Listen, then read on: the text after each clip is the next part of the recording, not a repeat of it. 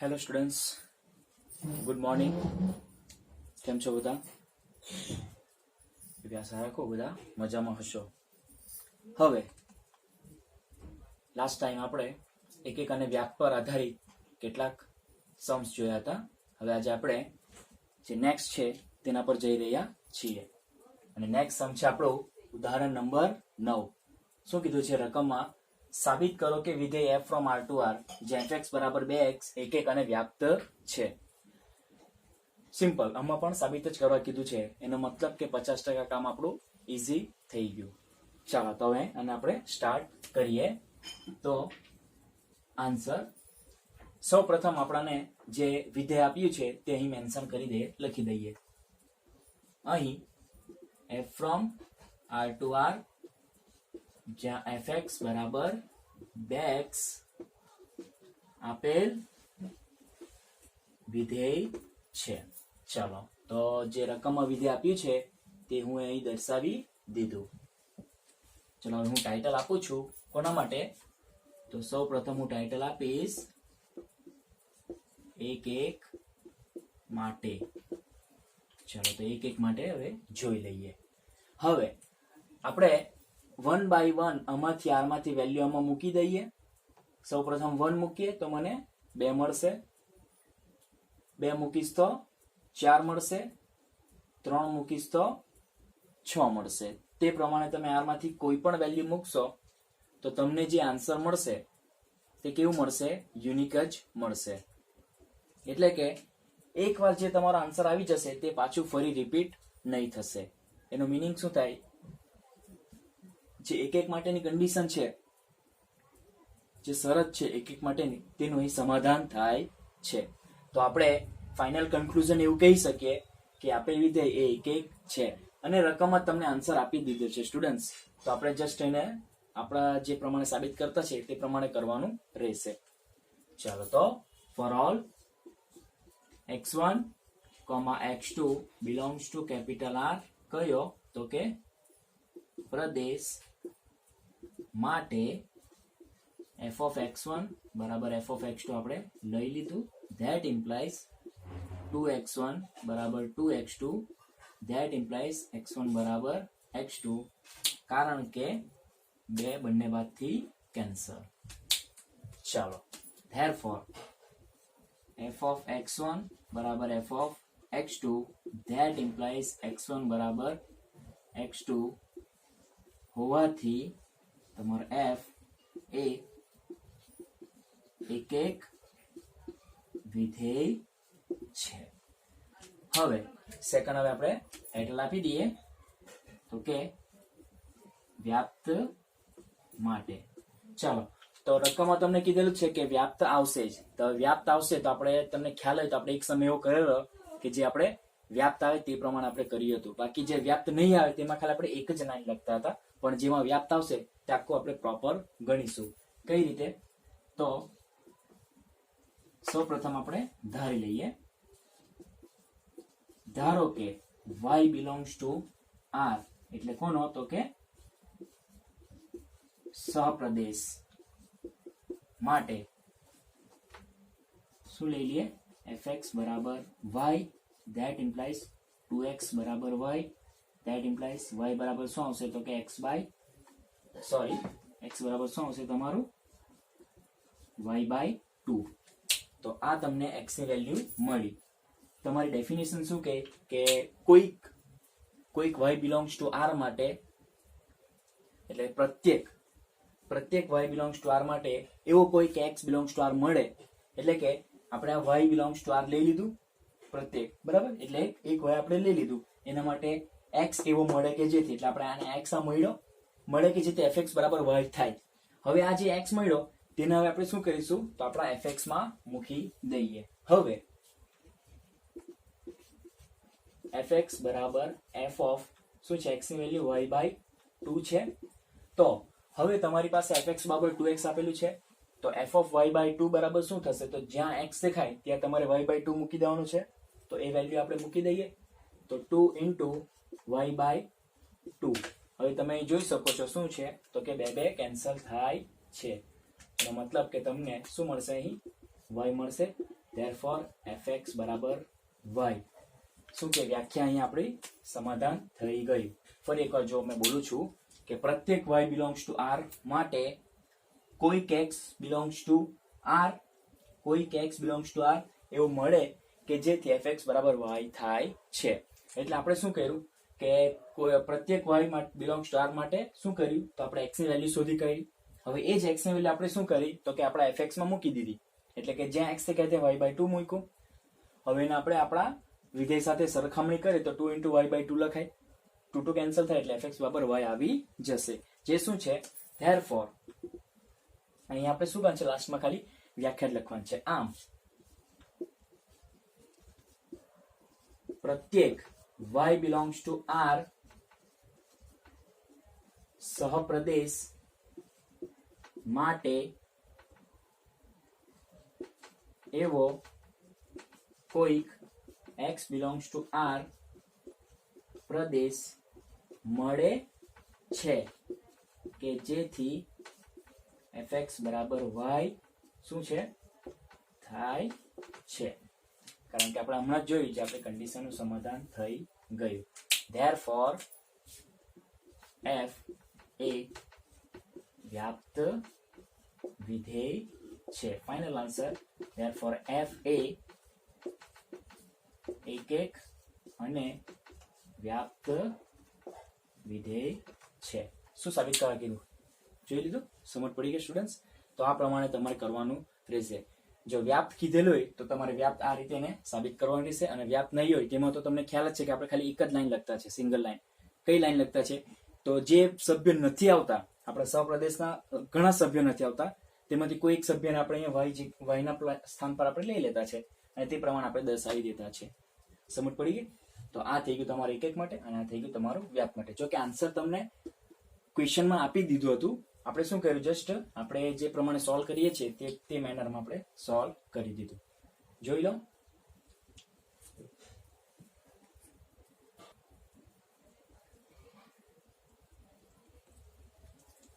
હવે ત્યાર પછીનો આપણો સમ છે ઉદાહરણ નંબર 10. શું કીધું છે? આમાં પણ સાબિત જ કરવા કીધું છે. સ્ટુડન્ટ્સ એક વસ્તુ થોડું ધ્યાનમાં રાખજો કે સાબિત કરવા કીધેલું હોય ને તો તમારે 50% તો તમારે કામ ઇઝી જ થઈ જાય, કારણ કે તમને આન્સર ક્વેશ્ચનમાં જ આપી દીધેલો હશે. શું આન્સર આપેલો હશે કે વ્યાપ્ત છે પરંતુ એકક નથી, તે આપણે સાબિત કરવાનું છે હમણાં. પણ એઝ આઈ સે જે રીતે મેં તમને કીધું હતું કે આપણે આપણા પ્રમાણે જ એકક ચેક કરીશું, વ્યાપ્ત ચેક કરીશું અને પછી જ ફાઇનલ આન્સર આપણે લખીશું. તો સ્ટાર્ટ કરીએ. સાબિત કરો કેવી રીતે f from n to n, જ્યાં f(1) બરાબર f(2) બરાબર 1 અને પ્રત્યેક x greater than 2 માટે fx બરાબર x - 1 દ્વારા વ્યાખ્યાયિત હોય તો f વ્યાપ્ત છે પરંતુ એકક નથી. તમે આમાં જોયું હશે સ્ટુડન્ટ્સ કે f(1) માટે અને f(2) માટેનો આન્સર તમને સેમ આપેલો છે ક્વેશ્ચનમાં. ઓકે, કારણ કે બેના આન્સર તમારા સેમ આવતા છે, એટલે જે રકમમાં કીધું છે ને કે એકક નથી તે અહીં તમારો આન્સર આવી જતો છે. અહીં તમારું સમાધાન થઈ ગયું. જોઈ લો, દેખાય છે? અહીં તમારો આન્સર તમને દેખાતો હશે. આ તમારો એકક નથી તેનો આન્સર. ખ્યાલ આવી ગયું? હવે વ્યાપ્ત છે એવું કીધું, અને બીજું કે પ્રત્યેક x greater than 2 માટે. કેમ 2 કીધા? કારણ કે પહેલું અને બીજું એ બે નંબર છે, 1 અને 2, તેનો આન્સર 1 આવતો છે. તો 3 થી સ્ટાર્ટ થશે, એટલે કે જ્યાં x ની વેલ્યુ આપણે 3 થી લેવાની છે તો તેના માટેનું વિધેય કયું છે તો fx બરાબર x - 1. ઓકે, તો કેપિટલ લાઈન છે પ્રાકૃતિક સંખ્યાઓનો ગણ, તેમાં પહેલા બે ઘટકનો આન્સર તમને ઓલરેડી ક્વેશ્ચનમાં આપેલું જ છે. હવે આપણે લેવાનું છે 3 થી, એટલે કે x બરાબર 3 થી લઈને આપણા અનંત સુધીના ઘટકો માટે આપણે કયું વિધેય લેવાનું છે તો fx બરાબર x - 1 આ આપણે સિલેક્ટ કરવાનું છે. તો આ દ્વારા વ્યાખ્યાયિત હોય તો f વ્યાપ્ત છે. ઓકે, તો તમે જોઈ શકો છો કે એકક તો આવવાનો જ નથી, જેનો આન્સર તમને રકમમાં જ આપેલું છે. તો આપણે સૌ પ્રથમ લખી દઈએ આન્સર કે અહીં f(1) બરાબર f(2) બરાબર 1. સૌ પ્રથમ આપણે લખી દઈએ કે f from n to n, જ્યાં fx બરાબર x - 1, જ્યાં x greater than 2 આપેલ વિધેય છે. એટલે કે x greater than 2 માટે જે x ની વેલ્યુ 3 થી સ્ટાર્ટ થશે તેના માટેનું વિધેય તમને આપેલું છે. હવે આ જે છે તે આપણે ક્યાં મેન્શન કરીશું, જે આપણે એક એક માટે સ્ટાર્ટ કરીશું તેમાં. તો હું સૌ પ્રથમ ટાઇટલ આપી દઉં છું અહીંયા. શું ટાઇટલ આપી દઉં તો કે એક એક માટે. જોઈ શકો છો તમે.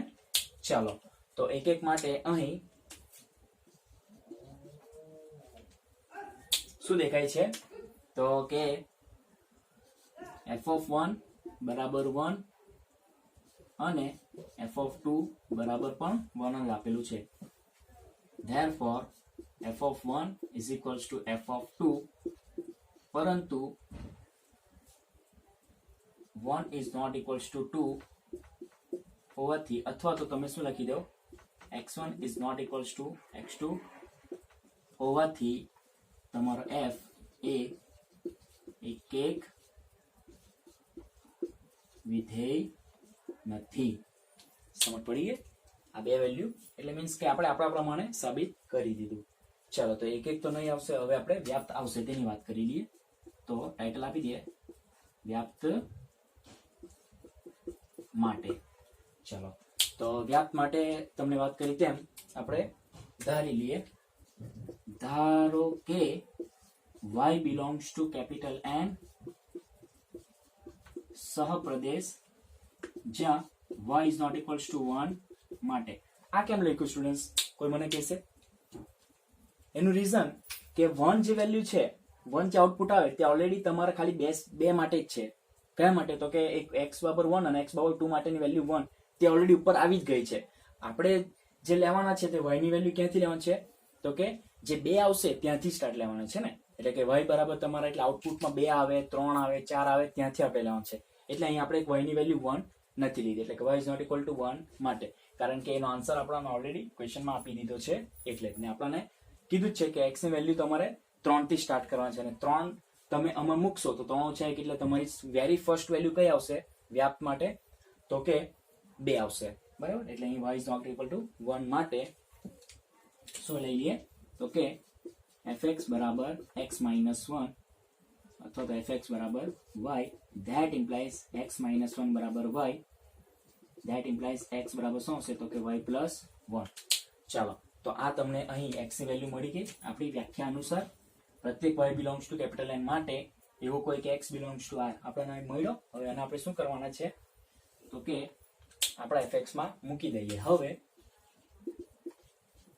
fx બરાબર f of y plus 1 બરાબર બંને સાથે આપણે સરખાઈ દઈએ. તો આ f of x છે ને આ તમારા f of y plus 1 છે. તો જ્યાં x છે તો આપણે y plus 1 મૂકી દઈએ તો શું મળશે તમને y plus 1 minus 1. એટલે તમારે અહીંયા plus 1 minus 1 બંને શું થઈ જશે કેન્સલ આઉટ થઈ જશે. એટલે તમને પરિણામ સ્વરૂપ શું મળશે તો y મળશે. Therefore fx બરાબર y. એટલે આ તમારું જે વ્યાપ માટેની કન્ડિશન છે તે તમારું અહીં સમાધાન થઈ ગયું. હવે આપણે ફાઇનલ આન્સર લખી દઈએ કે આમ પ્રત્યેક y belongs to capital N સહપ્રદેશ જ્યાં y is not equals to 1 માટે એવો કોઈક x belongs to N પ્રદેશ મળે છે કે જેથી fx બરાબર y થાય છે. તો આ થઈ ગયું તમારું કન્ડિશન. therefore f શું છે તમારો f? therefore f એ વ્યાપ્ત વિધેય છે. therefore f એ એક નથી પરંતુ વ્યાપ્ત વિધેય છે. ચાલો સમજ પડી ગઈ તમને? ખ્યાલ આવી ગયું હશે કારણ કે તમે એક નો આન્સર તો ક્વેશ્ચનમાં આપી દીધો હતો. અને વ્યાપ્ત માટે આપણે શું કર્યું તો કે કોઈક y આપણે ધારી લીધું બિલોંગ્સ ટુ કેપિટલ N સહપ્રદેશ માટે પણ y is not equals to 1 લેવાનું છે. કારણ કે એક વેલ્યુ તમારે ઓલરેડી ઉપર આપી દીધેલી છે અને આપણને ક્યાંથી જોઈશે આપણાની વેલ્યુ જે આવશે તે ક્યાંથી આવશે તો કે 2 થી સ્ટાર્ટ થશે. સમજ પડે છે સ્ટુડન્ટ? આપણી વેલ્યુ જે y ની આવશે આઉટપુટમાં તે વેરી ફર્સ્ટ નાનામાં નાની વેલ્યુ કઈ આવશે 2 આવશે. કારણ કે આપણું ફંક્શન શું છે આ જોઈ શકો છો કે x minus 1 છે અને x ની વેલ્યુ આપણે ક્યાંથી લેવાનું છે તો કે 3 થી લેવાનું છે. એટલે કે x ની નાનામાં નાની વેલ્યુ આપણે કઈ લઈ શકીએ 3 લઈ શકીએ. 3 તમે એમાં મૂકશો તો તમારી સૌથી નાનામાં નાની જે y ની વેલ્યુ આવશે જે તમારો સહપ્રદેશનો આન્સર આવશે એ તમારો શું આવશે 2 આવશે. એટલે આપણે અહીં લખી દીધું કે y is not equal to 1 માટે x આ મળશે અને એ x આપણે મૂકી દઈએ તો તમને fx બરાબર y મળી જશે. તો આ થઈ ગયું તમારું ઉદાહરણ નંબર 10. એમ જોવા જાય ને સ્ટુડન્ટ્સ તો સિમ્પલ જ છે, પણ સાબિત કરવા કીધેલું હોય એટલે આપણાને મનમાં એક પેલું થઈ જાય કે ચાલ ભાઈ સાબિત કરવાનું છે તો ઇઝીલી પડી જાય, પણ એવું નહીં, આપણે આપણા પ્રમાણે જે આપણે કરતા છે તે પ્રમાણે જ આપણે સાબિત કરીશું. ચાલો, તો હું એવી આશા રાખું કે તમને આ ક્વેશ્ચનમાં પણ સમજ પડી ગઈ હશે. ઓકે, ચાલો.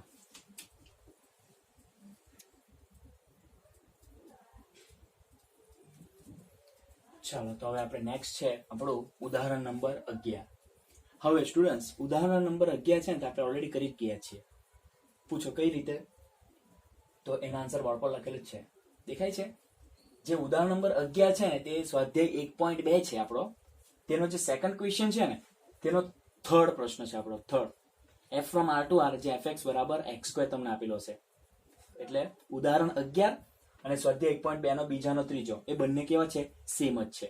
સમજ પડી ગઈ? એટલે આપણો ઉદાહરણ 11 ઇનડાયરેક્ટલી આપણો થઈ જ ગયો છે. એટલે તમે ઉપર લાસ્ટ લેક્ચરમાં આપણે કરેલું છે કે સ્વાધ્યાય 1.2 નો ક્વેશ્ચન સેકન્ડ નો થર્ડ વન, ત્યાં તમારા એડ્રેસ ઉપર લખી દેજો સાથે સાથે કે અને ઉદાહરણ 11, એટલે તમારો ઇનડાયરેક્ટલી એક ક્વેશ્ચન પણ થઈ ગયો કમ્પ્લીટ.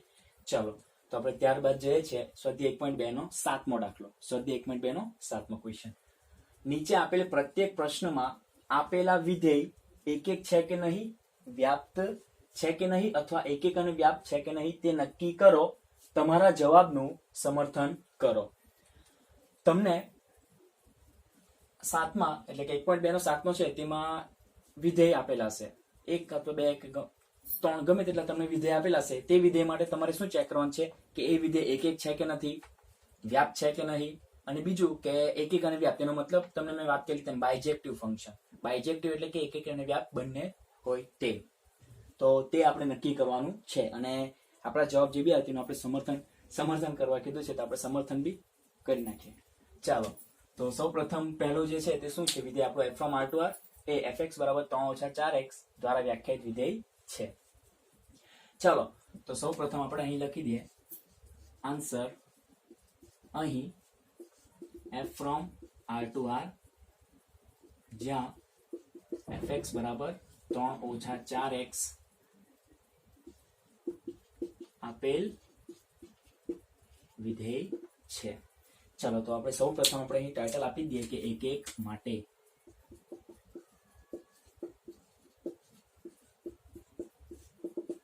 ચાલો, એક એક ની વાત કરીએ હવે. ચાલો, આ છે આર તો બહુ મોટો આપણી પાસે, તો આર તો અસંખ્ય સંખ્યાઓ છે. આપણે 3 4 આપણે મૂકીને ચેક કરી લઈએ. સપોઝ સૌથી પહેલા હું 1 મૂકું છું, તો 1 મૂકું તો મને આન્સર મળશે 3 - 4 એટલે -1 મળશે. 2 મૂકું તો 4 દુ 8 એટલે 3 - 8 એટલે મને -5 મળશે. હવે માઇનસ વાળી મેં વેલ્યુ મૂકું, ચાલ એક 0 મૂકી દો તો 0 મૂકીશ તો 3 મળશે. ત્યારબાદ કેટલા મૂકું તો -1 મૂકું તો માઇનસ પ્લસ એટલે 3 + 4 એટલે 7 મળશે. -2 મૂકીશ તો 8 એટલે 8 + 3 એટલે 11 મળશે. 0 મૂકીશ તો 3 મળશે. પણ એ 3 પાછું રિપીટ થાય કે નહીં થાય તે આપણે ચેક કરવા પડશે ને સ્ટુડન્ટ. તો આપણે x બરાબર આપણે 1/4 મૂકી જોઈએ, તો 1/4 એટલે 4 4 કેન્સલ એટલે 1 રહેશે અહીંયા. એટલે તમને મળશે 3 - 1 એટલે 2 મળશે. ખ્યાલ આવશે? 2 મળશે ને. એટલે 3 પાછું રિપીટ તો નહીં થશે. એવી કોઈ સંખ્યા મળે જ નહીં આપણે કે અહીં આપણે મૂકીએ અને આપણા આન્સર 3 પાછું રિપીટ થાય. એવું કંઈ દેખાય છે તમને? ચેક કરી જો. તમે 3/4 મૂકશો તો 4 4 કેન્સલ એટલે 3 - 3 એટલે તે 0 આવી ગયો. બરાબર છે? એટલે તમારી પાસે ઇન શોર્ટ કે એવી કોઈ x ની વેલ્યુ જ નથી કે જે તમે મૂકશો અને પાછી આન્સર તમને રિપીટ મળે. ઓકે, એટલે કે એકવાર તમે x ની વેલ્યુ મૂકશો તો તેનો આન્સર તમારો જે આવશે ને તે પાછો રિપીટ તો નહીં જ થશે બીજી તમે x ની વેલ્યુ મૂક્યા પછી. એટલે કે આન્સર તમારો યુનિક જ મળશે. તો આપણે અહીં એવું ફાઇનલાઇઝ કરી શકીએ કે આપણું વિધેય છે તે એક એક તો છે જ, એનો મતલબ કે આપણું એક એક આવશે. ચાલો, તો આપણે જે કન્ડિશન છે તે પ્રમાણે કે for all x1, x2 belongs to capital R પ્રદેશ માટે f of x1 બરાબર f of x2 that implies શું આવશે? આપણે સૌ પ્રથમ આપણે લઈ લઈએ તો 3 - 4 x1 is equals to 3 - 4 x2. તમે જોઈ શકો છો બંને બાદથી તમારા 3 કેન્સલ થશે. ત્યારબાદ તમને શું બાકી રિમેનિંગ ટર્મ શું દેખાય તો -4x1 -4x2. ત્યારબાદ તમારા શું કેન્સલ થશે તો કે બંને બાદથી -4 કેન્સલ થઈ ગયા. એટલે તમને પરિણામ ફાઇનલ આન્સર તમને શું દેખાશે તો કે x1 બરાબર x2. Therefore f of x1 બરાબર f of x2, that implies x1 બરાબર x2 હોવાથી તમારો f એ એક વિધેય છે. ખ્યાલ આવી ગયો? તો આ તમારો એક વિધેય આવી ગયો. હવે આપણે વાત કરીએ તો વ્યાપ્ત માટે. તો કે વ્યાપ્ત માટે, ચાલો વ્યાપ માટે વાત કરી લઈએ. તો તમારા આ r ના બધા સભ્યો તમારા આવવા જ જોઈએ. જેવી રીતે આપણે અત્યારે આઉટપુટમાં જોયું સ્ટુડન્ટ્સ કે તમારો 0 આવતો છે, 1 આવતો છે, 2 આવતો, તમારે જે લાવવો હોય તે તમે લાવી શકશો. સપોઝ મારે કેટલા જોઈતા, મારે સપોઝ 5 જોઈતા છે, મારે આ r નો 5 જોઈતા છે, તો એ x ની એવી કઈ વેલ્યુ હશે કે જેના માટે 5 આવશે? તો તમારે શું કરવાનું છે? સિમ્પલ. તો અહીંયા તમારે કેટલા મૂકશો તો -2/4 મૂકી દો. -2/4 મૂકો છો, ચાલો મૂકો. તો અહીંયા માઇનસ પ્લસ થઈ જશે, 4 4 કેન્સલ થઈ જશે, એટલે 3 + 2 એટલે તમારા 5 આવી ગયા. તે પ્રમાણે તમે જે બી વેલ્યુ તમે લાવી હોય તો તે પ્રમાણે તમે અહીંયા મૂકી શકો. ખ્યાલ આવી ગયો? એટલે તમારો આખો r ના જે પણ વેલ્યુ છે તે તમારે મળવાના તો છે જ, બરાબર. પણ તે પ્રમાણે તેને રિલેટેડ તમારે x ની વેલ્યુ એવી વિચારવી પડે કે એવી કઈ મેં વેલ્યુ મૂકું, કેમ કે આ પણ r જ છે એટલે r માંથી બી તમે એ વેલ્યુ તો લઈ તો શકવાના જ છો. સમય સંખ્યા તો તમને મળવાની જ છે એમાંથી. એટલે તમે એવી કોઈ પણ x ની વેલ્યુ તમને જે આન્સર જોઈતો હોય તેને રિલેટેડ તમારે x ની વેલ્યુ તમારે શોધવા પડશે. સપોઝ મારે 1 જોઈતું હોય, 1, તો મેં અહીંયા x ની જગ્યાએ કઈ વેલ્યુ મૂકી શકું? બોલો છો, ચલો સ્ટુડન્ટ્સ બોલો. 1/4 મૂકી શકું. 4 4 કેન્સલ, 3 - 1 એટલે 2. ખ્યાલ આવી ગયો? એટલે આ રીતે તમે કોઈ બી તમે r ની વેલ્યુ તમને જોઈતી હોય તો તે પ્રમાણે તમે r માંથી x ની વેલ્યુ તમે અહીંયા આ જગ્યા મૂકવા પડશે. એટલે તમને આખો r તો મળવાનો તો છે જ. ખ્યાલ આવી ગયો? એનો મતલબ આ વ્યાપ્ત વિધેય આવશે. એટલે આપણે પ્રીવિયસ એક્ઝામ્પલની જેમ જે કરતા છે તે જ કે અહીં y belongs to capital R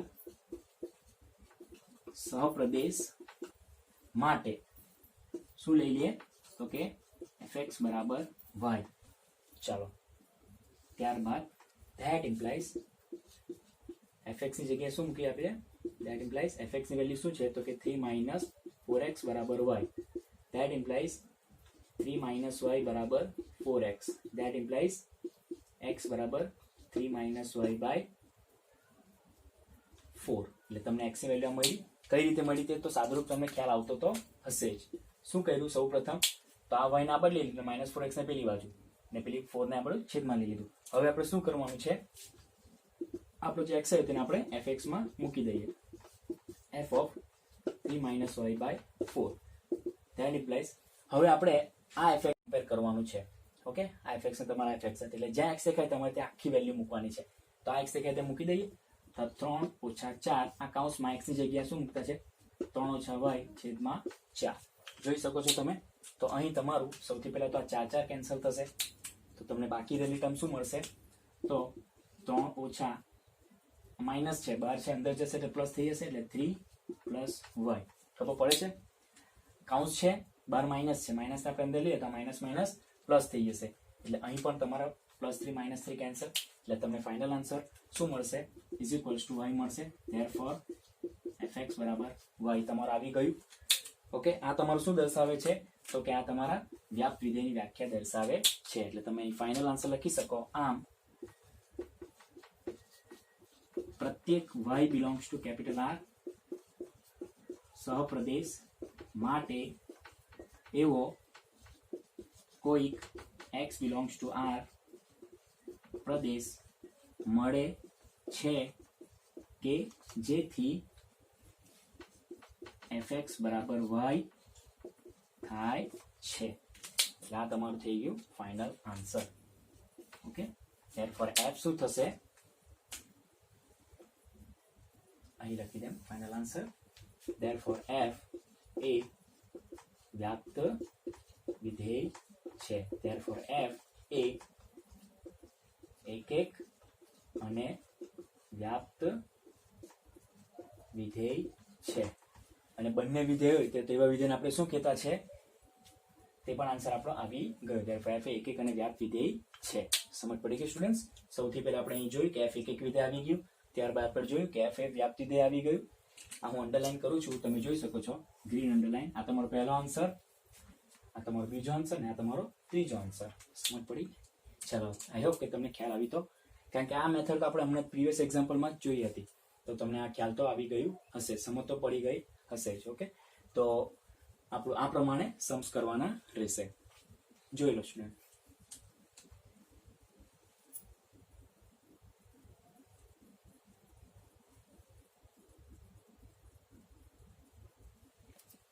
તો આપણે આ સમ સાથે આજે અહીં સ્ટોપ કરીએ છીએ. નેક્સ્ટ ટાઈમ આપણે આના પછીનો સમ છે તે હવે જોશું. તો હવે આશા રાખું કે આજે આપણે સમ જેટલા કર્યા તેમાં તમને ખ્યાલ તો આવી ગયો હશે જ. ઓકે, તો તમે પોતાનું ધ્યાન રાખો, ઘરે રહો, સેફ રહો અને સુરક્ષિત રહો. પોતાનું ધ્યાન રાખજો. બરાબર, થેન્ક યુ.